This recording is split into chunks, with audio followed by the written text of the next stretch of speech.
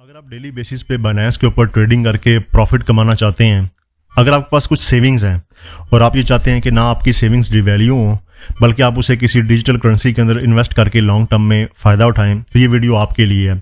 मेरा नाम उस्मान अरशद है और आज की इस वीडियो में मैं आपको ये बताऊंगा कि वो कौन सी ऐसी चीज़ें हैं जो कि जानना बहुत ज़रूरी हैं कोई भी इन्वेस्टमेंट करने से पहले।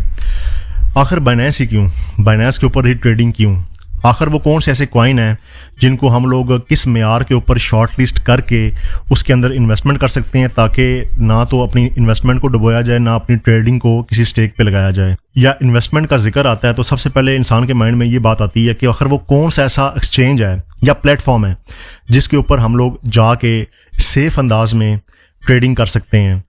एक्सचेंज को चूज़ करने से पहले हम ये देखेंगे कि आखिर वो कौन सी ऐसी एक्सचेंज है जो कि सबसे ज़्यादा सेफ है। एक्सचेंज क्या होती है? एक्सचेंज बेसिकली एक ऐसा प्लेटफॉर्म होता है जहाँ पे जाके आप अपने पेपर करेंसी दे के कोई डिजिटल करेंसी लेते हैं या डिजिटल करेंसी दे के कोई पेपर करेंसी लेते हैं। उस प्लेटफॉर्म को हम लोग एक्सचेंज बोलते हैं, यानी कि आप वहाँ पे चीज़ें एक्सचेंज करते हैं। जैसे कि मैं डॉलर दे के बिटकॉइन लूँ या बिटकॉइन दे के डॉलर लूँ, तो बेसिकली जो प्लेटफॉर्म होगा जहाँ पे मैं ये ट्रेडिंग करूँगा उसको हम लोग एक्सचेंज बोल सकते हैं। वैसे तो बेतहाशा एक्सचेंज हैं, लेकिन उसको चूज़ करने के लिए हम एक ऐसा टूल यूज़ करेंगे जिससे हम लोग एनालिसिस करेंगे, जांच करेंगे कि आखिर वो कौन सी ऐसी एक्सचेंज है जो हमारे लिए सबसे ज़्यादा सूटेबल है, जो सबसे ज़्यादा सेफ़ है, जहाँ पे हमारे जो एसेट्स हैं, जो इन्वेस्टमेंट्स हैं, उनके डूबने के चांसेस ज़ीरो हैं। कॉइन मार्केट कैप एक ऐसी एप्लीकेशन या वेबसाइट है कि जिसके ऊपर जिसको हम लोग डिजिटल करेंसीज़ का गूगल बोलते हैं। आपको तमाम के तमाम NFTs, चेन, एक्सचेंजेस और कॉइन्स के बारे में इंफॉर्मेशन मिल जाती है, और ना सिर्फ एक इन्फॉर्मेशन मिलती है बल्कि डीप एनालिसिस भी मिल जाता है। अगर आप कॉइन मार्केट कैप की एप्लीकेशन को ओपन करें तो आप ये देखेंगे कि आपके सामने यहाँ पे बहुत सारी इसकी इंटरफेस आ रही है। यहाँ पे लिखा हुआ है एक्सचेंजेस। मैं एक्सचेंजेस के ऊपर आऊँगा तो आप ये देखेंगे कि जो बाइनेंस है वो सबसे टॉप पे है। 24 आवर का जो वॉल्यूम है वो $16.24 बिलियन है।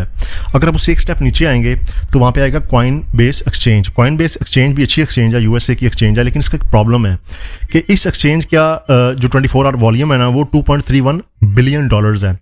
अगर आप कंपैरिजन स्टार्ट कर दें तो ये तो 8 टाइम्स अगर कॉइन बेस हो तो फिर जाके ये बाइनेंस को जाके टच करती है। तो यानी कि यहाँ से हम ये अंदाज़ा लगा सकते हैं कि ज़्यादा जो ट्रेडिंग हो रही है वो आपकी बाइनेंस पे हो रही है। अब यहाँ पे एक और चीज़ बड़ी इंपॉर्टेंट है जो मैं आपके सामने लेके आना चाहता हूँ कि जिस एक्सचेंज का ट्रेडिंग वॉल्यूम बहुत ज़्यादा होता है वहाँ पे आपका जो एसेट्स होते हैं वो बड़े इजीली लिक्विडेट हो जाते हैं। फॉर एग्जांपल अगर आप वहाँ पे ट्रेडिंग के लिए जाएंगे और कोई भी चीज़ वहाँ पे सेल करने के लिए रखेंगे तो वो बड़ी स्पीड से सेल होगी, क्योंकि वहाँ पे ट्रैफिक बहुत ज़्यादा है, वहाँ पे ट्रेडिंग बहुत ज़्यादा हो रही है।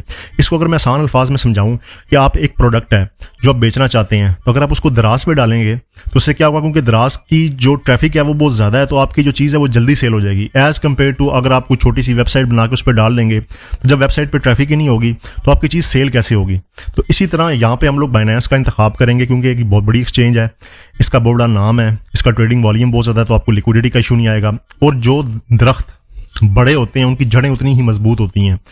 तो डेफिनेटली बाइनेंस एक बहुत बड़ा एक्सचेंज है और इसके जो है वो बैंकरप्ट होने के या इसके अंदर मतलब किसी किस्म के एसेट डूबने की जो प्रोबेबिलिटी है वो नियर टू ज़ीरो है। जब हमने ये फैसला कर लिया कि हमने बाइनेंस के ऊपर ट्रेडिंग करनी है तो उससे अगला जो इशू खड़ा होता है वो ये होता है कि हमने कौन से कॉइन के अंदर इन्वेस्टमेंट करनी है। कॉइन बेसिकली वो एसेट होता है जिसके अंदर आप ट्रेडिंग करते हैं या उसके अंदर आप इन्वेस्टमेंट करते हैं। तो कॉइन का लेजिटिमेट होना, उसका पोटेंट होना, उसका अच्छा होना बहुत ज़रूरी है। तो इसको देखने के लिए हम लोग सबसे पहले कॉइन्स में आएंगे। अब यहाँ पे बेसिकली आपके सामने बेतहाशा जो है वो कॉइन्स यानी टॉप 500 की भी लिस्ट है, टॉप 200 की भी है और टॉप 100 की भी है।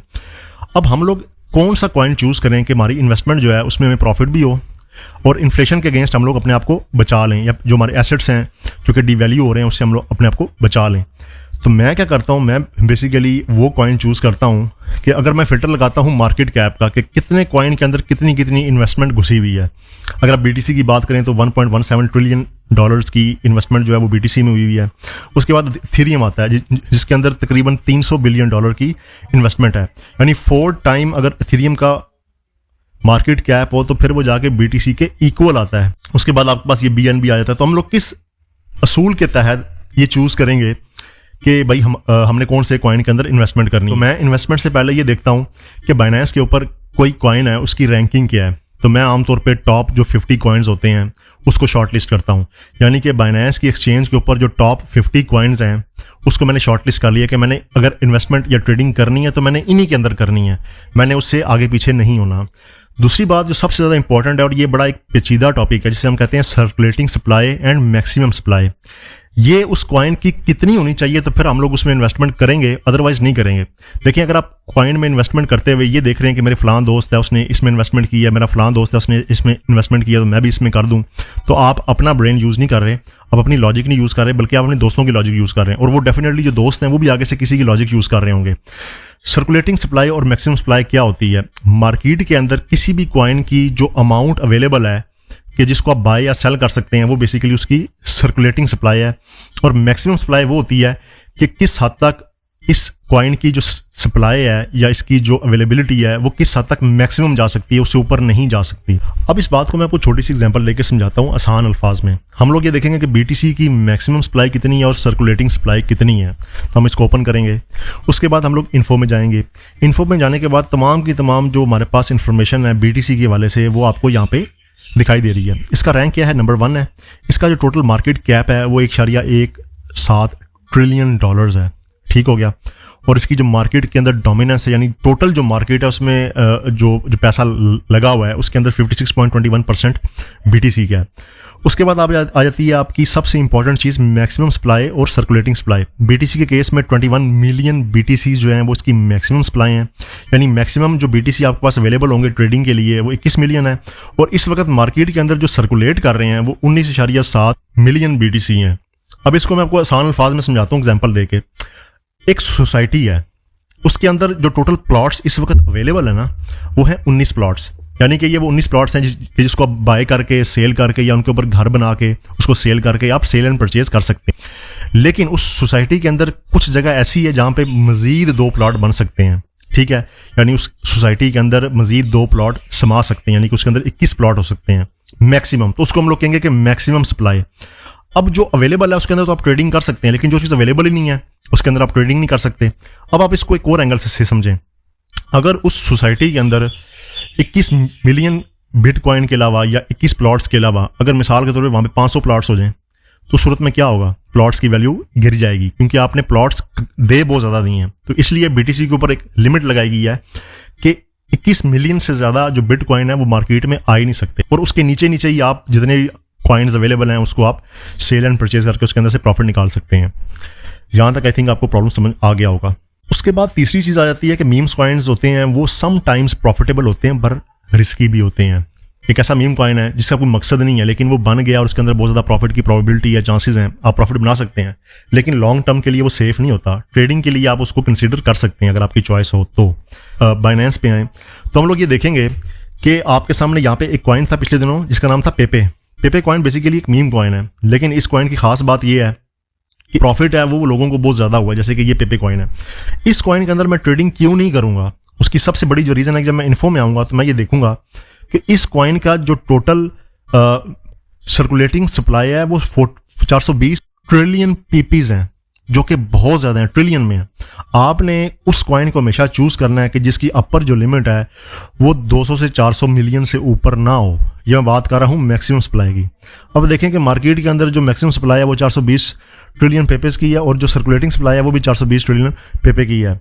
ये बहुत ज़्यादा अमाउंट है, आपको बहुत ज़्यादा पैसा इसके अंदर पंप करना पड़ेगा कि आप इसकी वैल्यू को $1 तक लेके आ सकें। जैसे कि आप जान सकते हैं कि इसका जो ऑल टाइम हाई है वो भी 0.0000000 समथिंग टू 27, 63, 78 और 26 इतना ही है।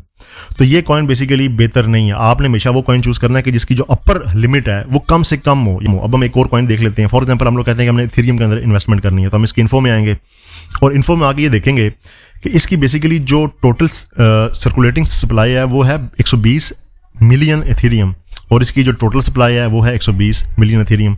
अब इसका मतलब ये है कि एक हाउसिंग सोसाइटी है जिसका नाम इथेरियम है और उसके अंदर 120 प्लॉट्स अवेलेबल हैं। ना ये प्लॉट इससे ज़्यादा हो सकते हैं ना इससे ये कम हो सकते हैं, या हो गए हैं फिक्स हो गए हैं। आपने वो ट्रेडिंग उसके अंदर ही करनी है। तो क्योंकि आपने जो अपर लिमिट लगाई थी कि मैं एक ऐसा कॉइन चूज़ करूँगा कि जिसकी जो सर्कुलेशन सप्लाई है या जो मैक्सिमम बल्कि मैक्सिमम जो सप्लाई है वो 200 मिलियन से ऊपर ना हो या 300 मिलियन से ऊपर ना हो, तो क्या ये उसमें फॉल कर रहा है? पहली बात तो ये है कि इसका रैंक जो है वो टॉप 50 में आ रहा है, तो पहला हमारा चेक जो है वो क्लियर हो जाता है। जैसे मैं यहाँ पे लगा देता हूँ, यानी आपका जो पहला चेक है वो हो जाता है क्लियर कि इसकी रैंकिंग जो है क्या वो टॉप 50 में आ रही है, तो यस ये टॉप 50 में आ रही है। उसके बाद हम लोग दूसरी चीज़ देखेंगे कि इसकी मैक्सिमम जो सप्लाई है वो कितनी है। हम ये कहते हैं कि हमें ऐसा कॉइन चाहिए जिसकी मैक्सिमम सप्लाई मिसाल के तौर पे 200 मिलियन से कम हो, तो इसकी 120 मिलियन है, तो 120 जो है वो 200 मिलियन से कम है, तो ये भी इसका चेक पूरा हो गया। नंबर 3, क्या एथेरियम एक मीम कॉइन है? ये मीम कॉइन नहीं है, बल्कि एथेरियम के ऊपर कई सारे जो आपके कॉइन्स या जो आपके प्रोजेक्ट्स हैं वो चल रहे हैं, तो ये बेसिकली एक ट्रस्टेड चीज़ है। जब आपके तीनों चेक क्लियर हो गए, इसका मतलब है कि आप एथेरियम के अंदर ट्रेडिंग आराम से कर सकते हो। तो अगर मार्केट कैप की बात की जाए तो आपके पास टोटल जो 50 कॉइन्स अवेलेबल हैं वो हैं यहाँ तक, ठीक है, वो हैं WIF तक, ठीक है, ये अवेलेबल हैं।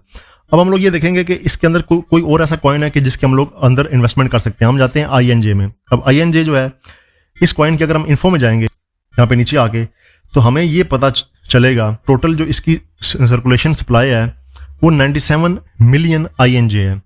नंबर 1, क्या ये टॉप 50 में आता है? जी बिल्कुल आता है। क्यों?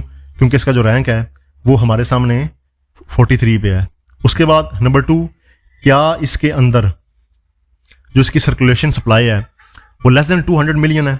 बिल्कुल है, 200 मिलियन से ज़्यादा। क्या ये मीम कॉइन है? हम ये जानते हैं कि मीम कॉइन नहीं है। तो हम लोग इस कॉइन को सिलेक्ट कर लेंगे इन्वेस्टमेंट के लिए, क्योंकि हमारे ये तीनों की तीनों जो क्राइटेरियाज हैं उनको ये पूरा कर रहा है। उम्मीद करता हूँ ये वीडियो आपको अच्छी लगी होगी। Thanks for watching, have a nice day.